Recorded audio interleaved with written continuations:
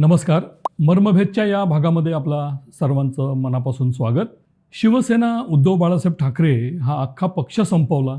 आदित्य ठाकरे, संजय राऊत, सुषमा अंधारे असे सगळे नेते अडगळीला पडले. महाराष्ट्र नवनिर्माण सेना हा राज ठाकरेंचा पक्ष देखील गुंडाळला.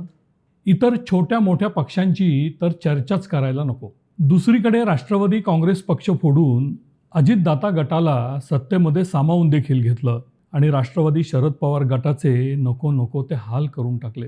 विरोधकांना एकतर दबावतंत्राचा अवलंब करून किंवा अत्यंत गोडीगुलाबीनं सोबत घ्यायचं आणि कुणी अडेलतट्टूपणाची भूमिका बजावत असेल तर त्याला राजकारणातून संपवूनच टाकायचं. ही भारतीय जनता पार्टीची देशभरातील कूटनीती सध्या चांगलीच फॉर्मात आली आहे. या राजकीय कूटनीतीचे महाराष्ट्रातील जनक आहेत ते म्हणजे आपले मुख्यमंत्री देवेंद्र फडणवीस.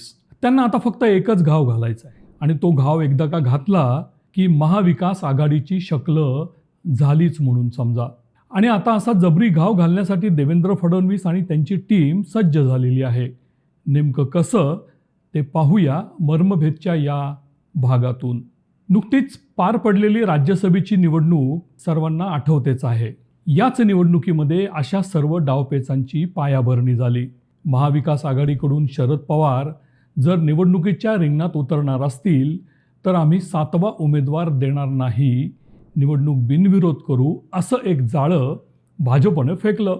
या जाळ्यात स्वतःला राजकारणातील धुरंधर म्हणवणारे सर्वच विरोधी पक्ष नेते असे काही अडकले की नेमकं काय झालंय आणि काय होतंय हेच त्यांना समजून आलं नाही. एकीकडे शरद पवार यांच्यासारखा वयवर्ष 85 असलेल्या नेत्याला राज्यसभेमध्ये कशाला पाठवलं असं ट्रोलिंग सर्वदूर होत असताना देखील भाजपने मात्र आम्ही शरद पवार यांच्या 59 वर्षांच्या संसदीय कारकिर्दीचा गौरव करत असल्याचं अगदी सहजपणानं भासवलं. भाजपाच्या या भावनिक गुंतवणुकीमध्ये सुप्रियाताई सुळे देखील सहभागी झाल्या. अर्थात त्यांच्या पुढेही दुसरा पर्याय देखील नव्हता म्हणा. राष्ट्रवादीतून फुटून बाहेर पडलेल्या अजितदादा पवार गटाला सुनेत्रा पवार यांची राज्यसभेतील रिकामी जागा पार्थ पवार यांच्या रूपानं देऊन टाकली. चित भी मेरी पट भी मेरी या धर्तीवर भाजपने हा डाव साधला. थोडक्यात काय तर आज शरद पवार पुन्हा एकदा खासदार झालेत ते केवळ आणि केवळ भाजपच्या सहकार्यामुळे.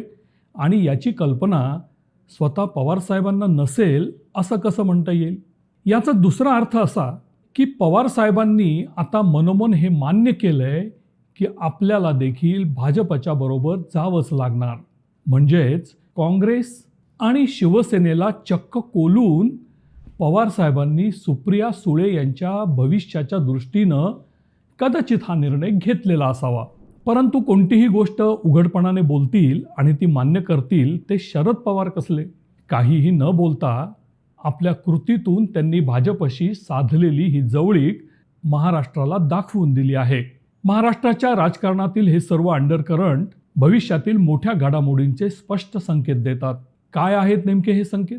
शरद पवार यांच्या नेतृत्वाखालील राष्ट्रवादी काँग्रेस पक्ष भाजपबरोबर गेला तर कदाचित सुप्रियाताई सुळे यांना केंद्रामध्ये मंत्रिपद मिळू शकतं. आता हे झालं फक्त पवार घराण्याच्या बाबतीत. पण मग शरद पवार यांचं नेतृत्व मानणाऱ्या महाराष्ट्रातील कानाकोपऱ्यात विखुरलेल्या असंख्य नेतेमंडळींचं काय? राष्ट्रवादी काँग्रेसचे स्थानिक आणि विधानसभा क्षेत्रामध्ये कार्यरत असणारे अनेक नेते सध्या याच विचारांनी गुरफटून गेलेले आहेत. कारण त्यांच्या मतदारसंघामध्ये त्यांचे जे कोणी विरोधक होते ते आधीच भाजपच्या वळचणीला जाऊन बसलेत.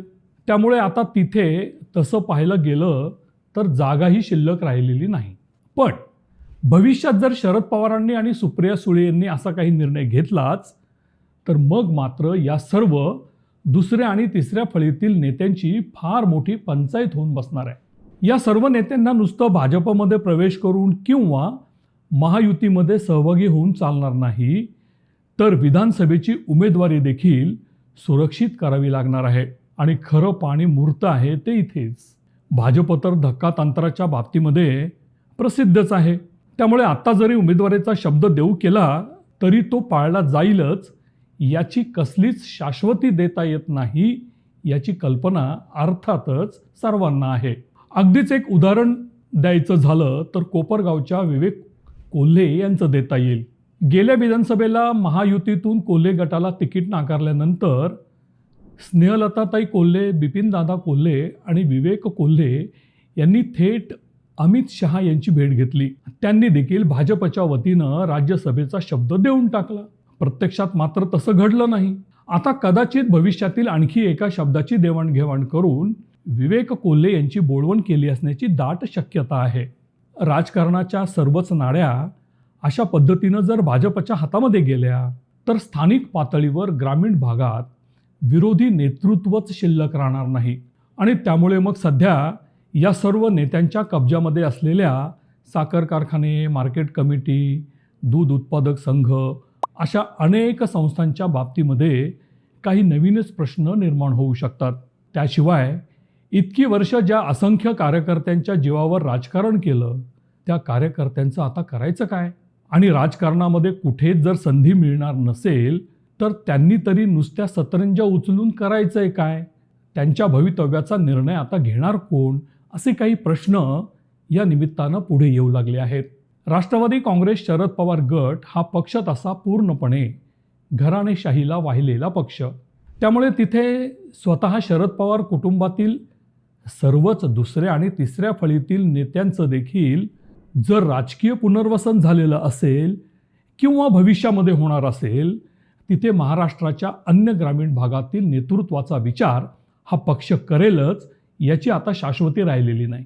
आज स्वतः शरद पवार, सुनेत्राताई पवार, पार्थ पवार, रोहित पवार राजकारणामध्ये चांगलेच स्थिरावले आहेत. जय पवार आणि युगेंद्र पवार हे भावी पिढीचे नेते देखील राजकारणाच्या याच पाईपलाईनमध्ये आहेत आणि त्यांचाही विचार भविष्यात नक्कीच होऊ शकतो. या सर्व राजकारणामध्ये मोठी गोची होऊन बसली आहे ती शरद पवार गटाचे प्रदेशाध्यक्ष जयंत पाटील यांची.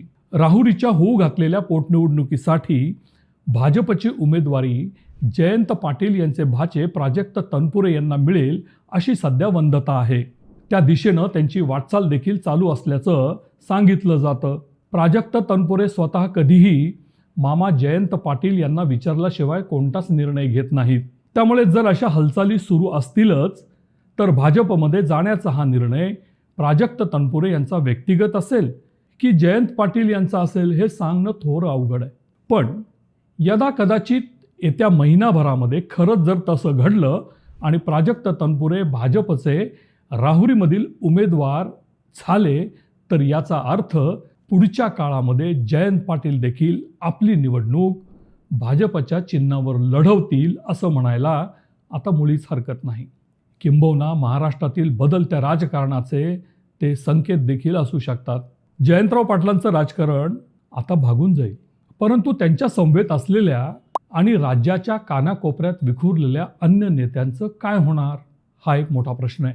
शरद पवार यांच्या नेतृत्वाखालील राष्ट्रवादी काँग्रेसची अशी मांडवली केल्यानंतर महाविकास आघाडीचं अस्तित्व राज्यामध्ये कितपत राहील हे आता विस्कटून सांगण्याची गरजच राहिलेली नाही. तसंही काँग्रेस पक्षाचं फारसं अस्तित्व राज्यात नाही, परंतु पक्षातील एक जुनं जाणतं आणि ज्येष्ठ नेतृत्व म्हणजे बाळासाहेब थोरात. पण सध्या थोरात साहेबांना स्वतःपेक्षा आपली कन्या जयश्री थोरात यांच्या राजकीय भविष्याची चिंता लागून राहिली आहे.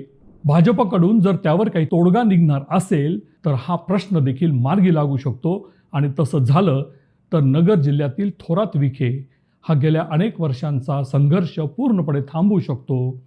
आता त्याचे नेमके परिणाम काय होतील याचं उत्तर काळाच्या पडद्यातच दडलेलं आहे. धन्यवाद.